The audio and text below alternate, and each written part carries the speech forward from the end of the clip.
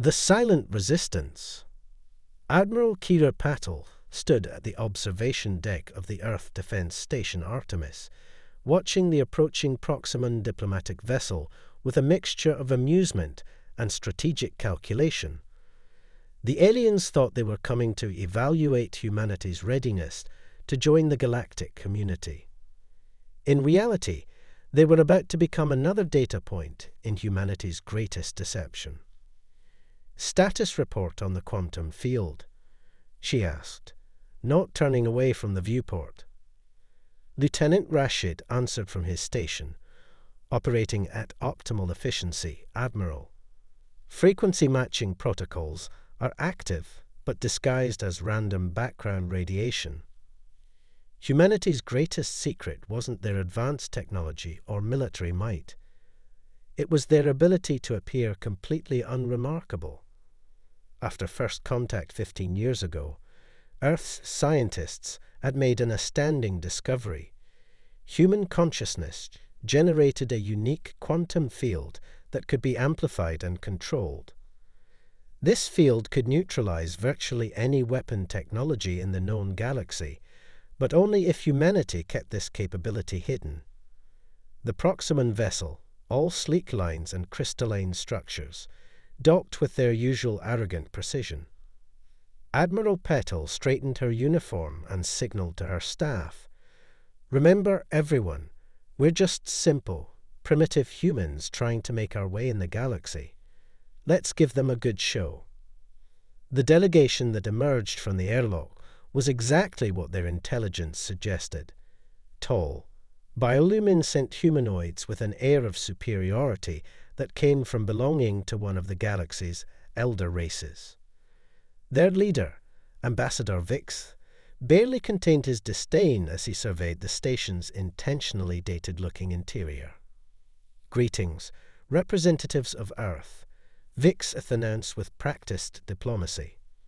"We are here to assess your species' advancement and determine your placement within the galactic hierarchy." Kira bowed slightly, playing her role perfectly. "We are honored by your presence, Ambassador. Though I must warn you, our facilities are quite modest compared to your advanced civilization." The next 6 hours were an elaborate dance of carefully orchestrated demonstrations. The humans showed off technology that was impressive by 21st century standards, but laughably primitive to the Proximans. They deliberately fumbled simple tasks that the aliens took for granted. And all the while, hidden sensors gathered detailed information about Proximan technology, defense systems, and biological capabilities. What the aliens couldn't know, was that beneath the station's seemingly crude exterior lay quantum computers that made their crystalline processors look like abacuses. The stuttering translation matrix they mocked was actually gathering intimate details about their language and thought patterns. Every patronizing explanation they offered was being analyzed and catalogued for future use. The crucial moment came during the weapons demonstration.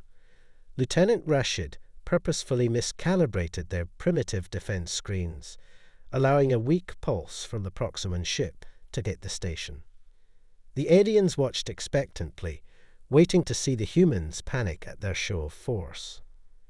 Instead, the quantum field quietly absorbed the energy, while visible effects were simulated to make it appear as though their shields had struggled to cope. Ambassador Vic's satisfied smirk told them their performance had achieved its desired effect.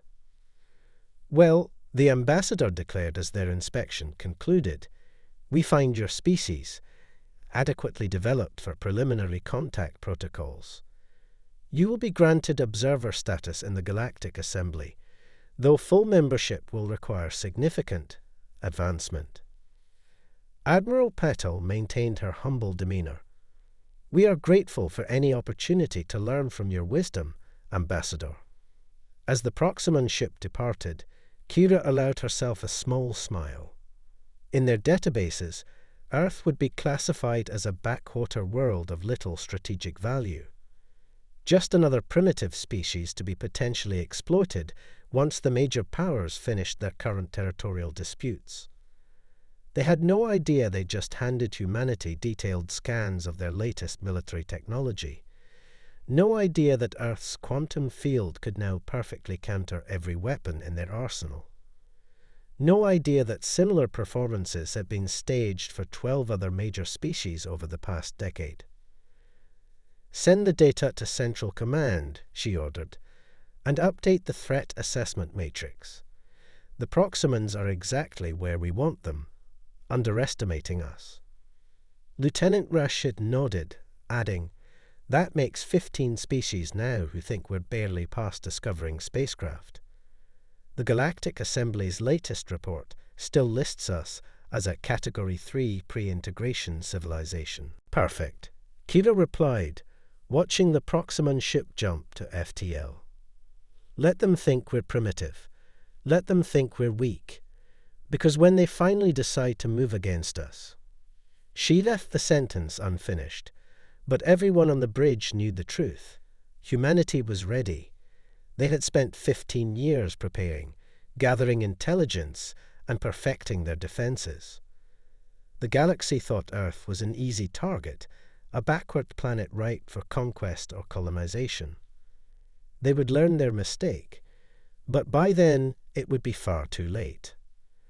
In her office later that evening, Admiral Petel reviewed the classified reports from Earth's hidden colonies, already established in supposedly uninhabited systems across the galaxy. Humanity was spreading, growing stronger, all while appearing to be contained to their home system. The quantum field technology was being refined and enhanced with each passing day. The major powers of the galaxy were so convinced of their own superiority that they never stopped to ask why humans seemed so unconcerned by their shows of force. They never wondered why Earth didn't seem interested in developing the advanced weapons they flaunted. They were too busy fighting among themselves to notice the quiet expansion of human influence. "Computer, update Operation Silent Shield status," she commanded. The A responded in a whisper. "Phase 1 is 92% complete. Estimated time to Phase 2 readiness, 147 days. Kira nodded, satisfied. Soon enough, the galaxy would learn that humanity's greatest weapon wasn't their technology or their quantum field, it was their patience. And that patience was about to pay off. Breaking point. The Zeraxian war fleet emerged from hyperspace like a swarm of metallic locusts, their blade-shaped vessels casting long shadows across Earth's orbital plane. Fleet Commander Voskar of the Zeraxian Empire stood on his command deck, mandibles clicking with anticipation. After months of preparation, Operation Harvest would finally begin. Tactical analysis confirms previous intelligence, his second-in-command reported. Human defensive capabilities remain primitive. Their orbital stations are broadcasting distress signals on easily intercepted frequencies. Voskar's compound eyes reflected the holographic display of Earth's defenses.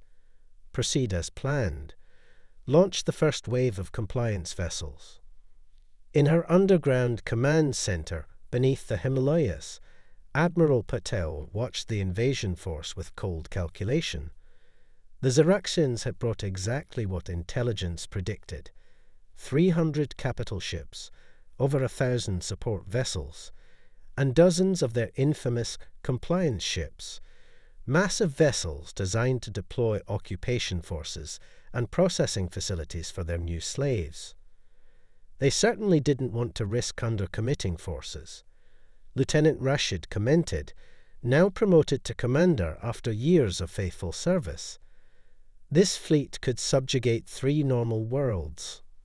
Send the alert to all quantum field generators, Kira ordered, but maintain passive mode. Let's see exactly what they're bringing to the party. Across Earth and throughout the solar system, hidden quantum field emitters hummed silently, gathering data on every weapon's signature, every shield frequency, every communication protocol the Ziraxians employed. 15 years of preparation had created a defensive network that encompassed not just Earth, but the entire solar system. The first wave of Ziraxian weapons fire lit up Earth's atmosphere. A devastating barrage of plasma torpedoes and graviton beams that should have reduced every major city to ash. Instead, the attacks simply faded away, absorbed by the quantum field like rain into an ocean. Impossible. Voskar chittered, his pride turning to confusion. Launch the planet breaker missiles. Deploy the atmospheric processors. Wave after wave of increasingly powerful weapons splashed harmlessly against Earth's invisible shield. The Ziraxians, trained to expect immediate submission from lesser species, began to show signs of panic. In her command center, Admiral Patel allowed herself a predatory smile. "I believe it's time for Phase 2. Commander Rashid, please show our guests what humanity has been working on." Across the solar system, hidden installations activated. Quantum field generators switched from passive to active mode, extending their influence beyond mere defense. The Ziraxian fleet suddenly found their own weapons and shields failing, their sophisticated targeting systems going dark, their neural interfaces dissolving into static. This is Admiral Kira Patel of the Earth Defense Force, her transmission cut across every Ziraxian frequency. "For 15 years, we have watched your empire enslave countless species. We have documented every atrocity, every act of genocide, every world stripped bare for resources. Did you really think we would be such easy prey?" The quantum field contracted, creating a net of pure energy around the Ziraxian fleet. Their ships, once seemingly invincible, now hung powerless in space. "Your weapons cannot harm us. Your shields cannot protect you. Your technology, so advanced and terrifying to others, means nothing here." Kira's voice carried the weight of 15 years of controlled rage. "You have two choices. Surrender and face trial for your crimes against sentient species, or attempt to resist and be destroyed." Voskar, his pride shattered, watched in horror as small craft emerged from hidden bases across the solar system. Human vessels that had remained cloaked and waiting. Their design was unlike anything in the galaxy, smooth organic shapes that pulsed with quantum energy. "This is impossible," he chittered. "You were primitive, helpless." "We were patient," Kira corrected. "We learned from every species that came to evaluate us. We adapted our quantum field to counter every weapon we encountered. And now we are ready to end the tyranny of species like yours." The demonstration that followed would be remembered for generations. The human vessels, operating in perfect concert with the quantum field, systematically disabled the entire Ziraxian fleet without destroying a single ship. Weapon systems were dismantled at the quantum level. Shield generators collapsed into their component atoms. Communication arrays dissolved into base elements. Within 6 hours, the greatest invasion fleet ever assembled by the Ziraxian Empire had been reduced to floating hulks, their crews alive but helpless. In the aftermath, as human ships began boarding and securing the Ziraxian vessels, Admiral Patel received an urgent communication from Earth's hidden colonies across the galaxy. The quantum field network had expanded far beyond the solar system, and other oppressed species were rising up, inspired by humanity's example. "Send word to all human outposts," she commanded. "Operation Silent Shield is now entering Phase 3. Begin distributing quantum field generators to our allies. It's time for the galaxy to understand that humanity's greatest strength was never in our weapons." Commander Rashid looked up from his console. "What would you say our greatest strength is, Admiral?" Kira watched as another Zeraxian ship was secured, its crew being processed for war crimes trials. Our greatest strength. The ability to appear weak while growing strong. The patience to endure insult while preparing for victory. And most importantly, the wisdom to know that true power lies not in domination, but in liberation. The quantum field rippled across the solar system, a testament to human ingenuity and determination. The age of imperial expansion was over. The galaxy was about to learn a harsh lesson about underestimating primitive species. And this was only the beginning. The counter-strike. 6 months after the Zeraxian defeat, the Galactic Assembly was in chaos. Reports flooded in from across known space. Slave worlds rising up against their masters, colonial outposts declaring independence, and mysterious failures of military technology at crucial moments. At the center of it all was humanity, though few dared to speak this truth openly. Commander Jin Nakamura stood on the bridge of the Earth vessel Prometheus, watching the quantum field readings with practiced ease. His ship, disguised as a merchant vessel, was about to strike at the heart of the Dominion, the most brutal of all galactic powers. Stealth Systems Holding reported his tactical officer, Lieutenant Devi Kapoor. The Dominion's orbital platforms still register us as a routine cargo transport. Jin nodded, his expression grim. Begin transmission to the resistance cells. Operation Avalanches go. Deep within the sprawling metropolis of Axis Prime, the Dominion's capital world, thousands of quantum field generators activated simultaneously. These tiny devices, smuggled in over months by seemingly harmless human traders, had been distributed to the planet's massive slave population. The effect was instantaneous. Slave control collars fell dormant. Security systems crashed. The Dominion's vaunted energy weapons sputtered and died. And in that moment of confusion, the revolution began. Multiple uprising points confirmed. Devi announced, her hands dancing across the holographic interface. Resistance forces are moving on primary targets. The Dominion's responses fragmented. Jin allowed himself a small smile. Deploy the support teams. And signal Admiral Patel that Phase 1 is complete. Across Axis Prime, human special forces teams tech-cloaked from their hidden positions. These warriors, trained in the art of quantum combat, moved like ghosts through the chaos. Their mission wasn't to fight. It was to ensure the slave uprising succeeded with minimal casualties. In orbit, the Prometheus's disguise melted away, revealing its true form, a quantum-class battleship that could rewrite the laws of physics within its influence sphere.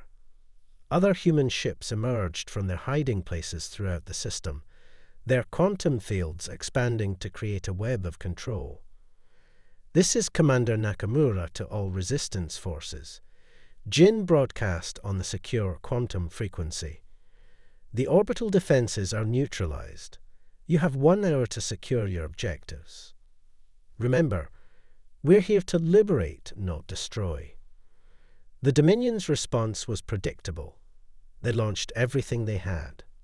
Warships, fighter squadrons, and automated defense platforms all opened fire simultaneously. And just like during the Zeraxian invasion of Earth, every weapon was rendered harmless by the quantum field. Message from Central Command, Devi reported. Similar operations are underway in 12 other major systems. The Dominion is losing control of their entire empire. Jin watched the tactical display as more green dots appeared, representing secured objectives. The slave armies, armed with weapons that actually worked thanks to carefully tuned quantum fields, were overwhelming their former masters through sheer numbers and determination. Sir, Devi's voice carried a note of concern. We're detecting quantum fluctuations from the Dominion's central fortress. They're attempting to replicate our field technology." "As expected," Jin replied calmly. "Initiate Protocol Omega." The quantum field surrounding the Prometheus pulsed once, sending out a wave of precisely calculated energy. The Dominion's attempts to recreate human technology collapsed in on themselves, their hasty experiments backfiring spectacularly. "They never understood," Jin mused, watching the Dominion's fortress defenses fail. "Quantum field technology isn't just about the science. It's about harmony with the underlying fabric of reality. You can't brute force it." On the surface, the revolution was succeeding beyond their wildest hopes. The slave races, coordinated by human advisors and supported by quantum technology, fought with a discipline that shocked their former masters. The Dominion's forces, reliant on technology that no longer functioned, were surrendering in droves. "Commander," Devi called out, "incoming transmission from the Resistance leadership. They've secured the Central Authority building. The Dominion's ruling council is requesting terms." Jin straightened his uniform. "Put them through. Let's show them what real civilization looks like." The holographic image of the Dominion's High Commander appeared, a towering cybernetically enhanced being whose augmentations now hung lifeless thanks to the quantum field.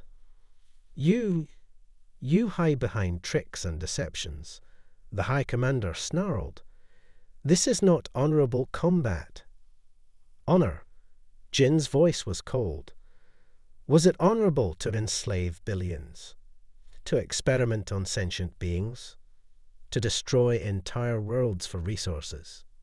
No, High Commander, this isn't about honor. This is about justice." The terms were non-negotiable. Immediate emancipation of all slaves, surrender of all military assets, and submission to trial by a coalition of formerly oppressed species. The alternative was simple. The quantum field would be tuned to shut down every piece of technology the Dominion relied on, reducing them to a pre-industrial state. As the sun set on Axis Prime, Jin received word that similar victories had been achieved across Dominion space. Humanity's counter-strike had succeeded beyond their wildest expectations. "Message from Admiral Patel," Devi announced. "Operation Avalanche is formally concluded. We're to begin Phase 4, stabilization and reconstruction." Jin nodded, watching as ships from Earth's hidden colonies arrived, bringing medical supplies, food and hope to the liberated masses. "Send word to all commands. The real work begins now. It's one thing to break chains. It's another to help people stand on their own." The quantum field rippled softly around them, no longer a weapon, but a shield for those rebuilding their lives. The galaxy was changing, and humanity was leading that change, not through dominance, but through liberation. And in the darkness between the stars, other oppressed species watched and learned, knowing their time for freedom would soon come. Alliance of the Outcasts. The Great Hall of Unity, carved into the heart of an asteroid in neutral space, hummed with tension. Representatives from 27 formerly subjugated species gathered around a massive quantum crystal table, its surface displaying real-time galactic maps and data streams. At the head of the table stood Director Nadia Volkov, Earth's chief diplomat and architect of the emerging alliance.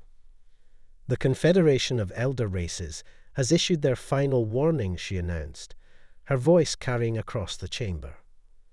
"They demand we cease disrupting galactic stability or face, in their words, absolute annihilation." A ripple of nervous laughter spread through the assembly. The threats that once inspired terror now rang hollow. The Mithrani delegate, their crystalline form shimmering with amber light, spoke first. "They still don't understand, do they? They think this is a military uprising, not a fundamental shift in the balance of power. Nadia smiled. That's their weakness. They see everything through the lens of military might and technological superiority. They cannot comprehend that we've changed the rules of the game entirely. The massive holographic display shifted, showing the spread of quantum field technology across the galaxy.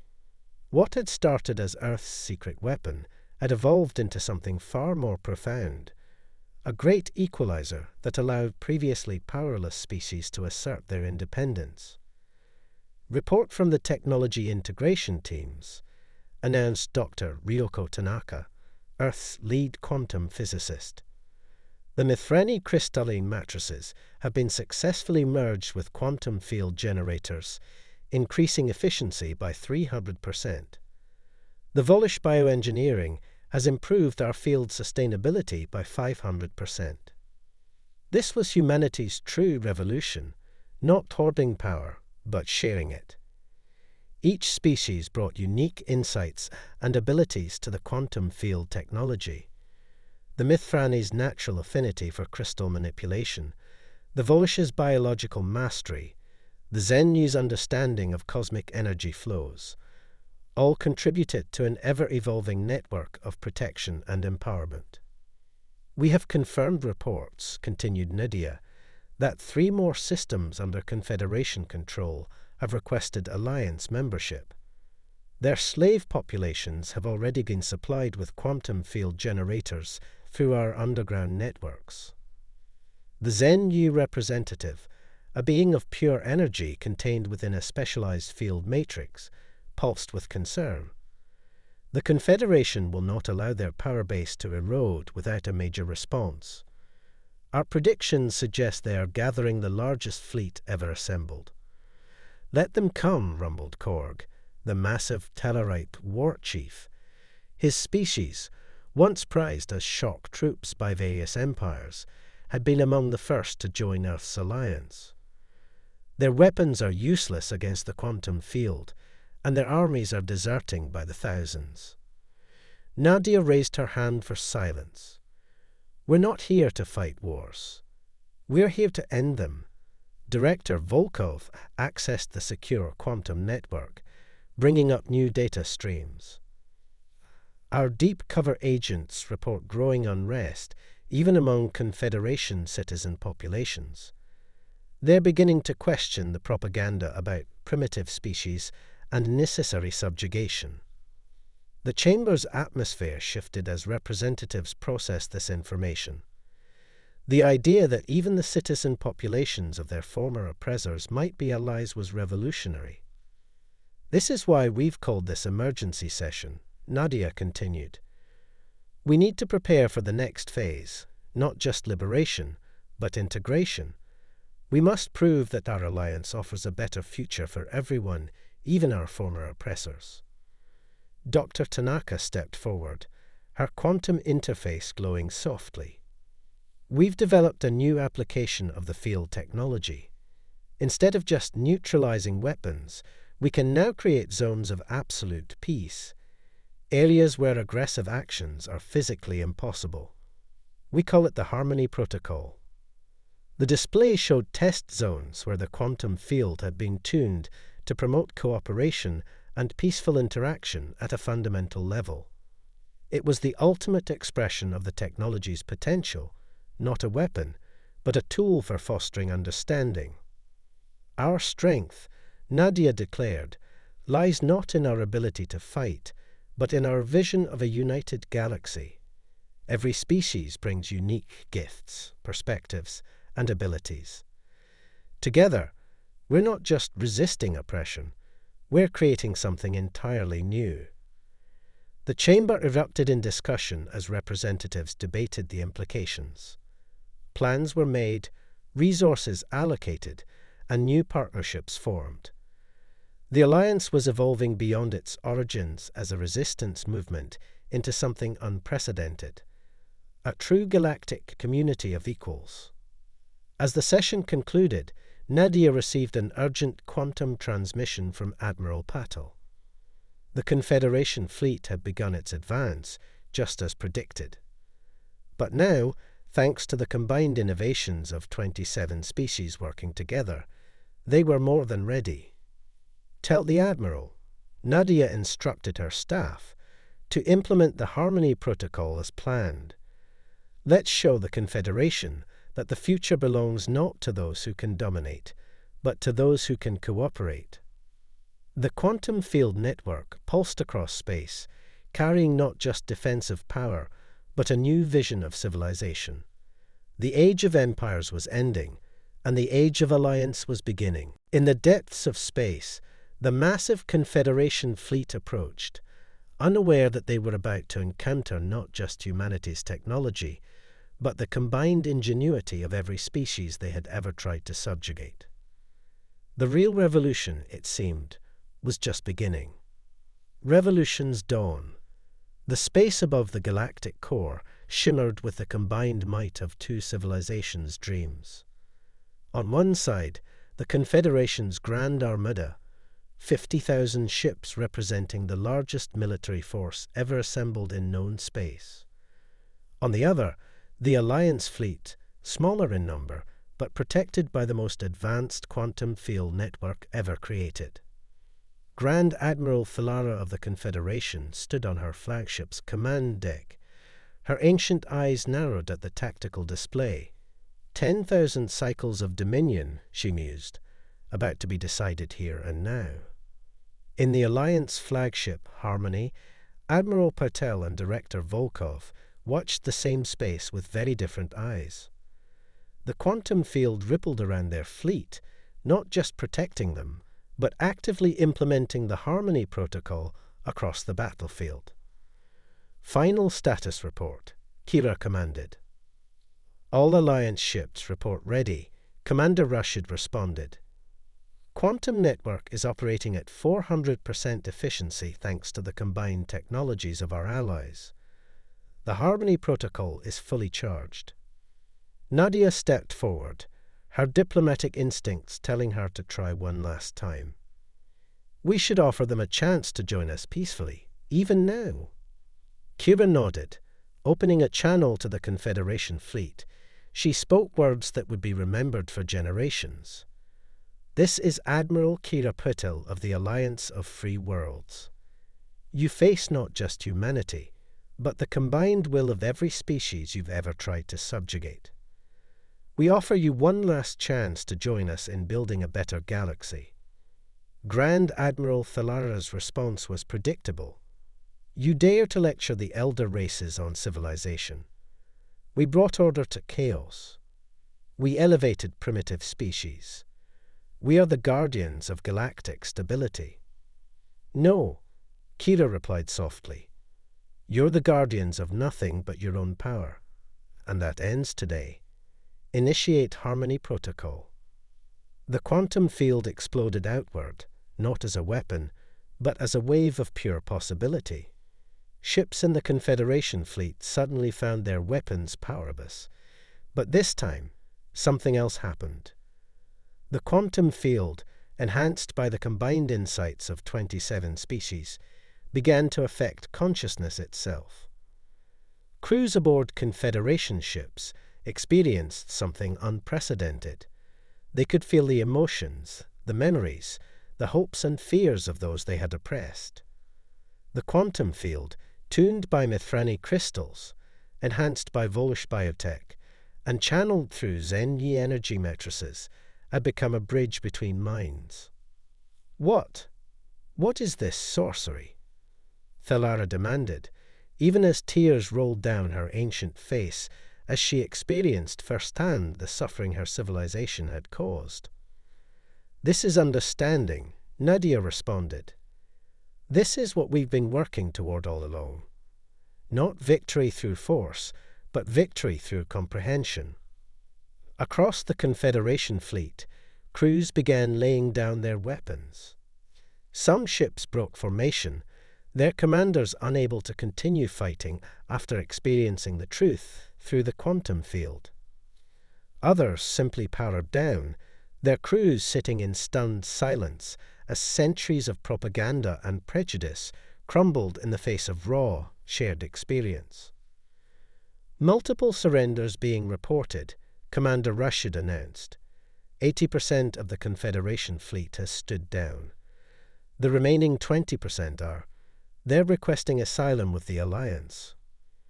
Kira and Nadia shared a look of triumph. This was more than victory. This was transformation. In the hours that followed, the galaxy witnessed something unprecedented. The Confederation, faced not with destruction but with understanding, began to dissolve from within. Citizen populations, connected through the quantum network, finally saw the truth of their society's actions. The revolution wasn't won through violence, but through enlightenment. 1 week later, in the Great Hall of Unity, representatives from both the former Confederation and the Alliance gathered to sign the Galactic Concordat. The document, drafted by a committee representing all known sapient species, established a new framework for civilization. All sentient beings were declared free and equal under galactic law. The quantum field network would be maintained as a tool for peace and understanding, not warfare. Technology and knowledge would be shared openly among all species. A new council, representing all species equally, would guide the galaxy's development. Admiral Patel, watching the signing ceremony, felt a profound sense of completion. "Did you ever imagine it would end like this?" she asked Nadia. "End?" Director Volkov smiled. "This isn't an ending, Kira. This is a beginning. We've torn down the old order, yes, but now comes the real challenge, building something better." The quantum field rippled softly around them, carrying the hopes and dreams of countless beings. Humanity had started this revolution by appearing weak, but they would help build the new galaxy by being strong enough to share power, not hoard it. In the heart of the former Confederation capital, a new institution was rising, the Galactic Institute of Quantum Understanding, where beings from all species would learn to use the field not for power, but for progress. The age of empires was over. The age of unity had begun. And somewhere, on a small blue planet that had started it all, children looked up at the stars and saw not a hostile galaxy waiting to conquer them, but a vast community of equals, ready to explore the universe together. The revolution was complete, but the story of galactic civilization was just beginning.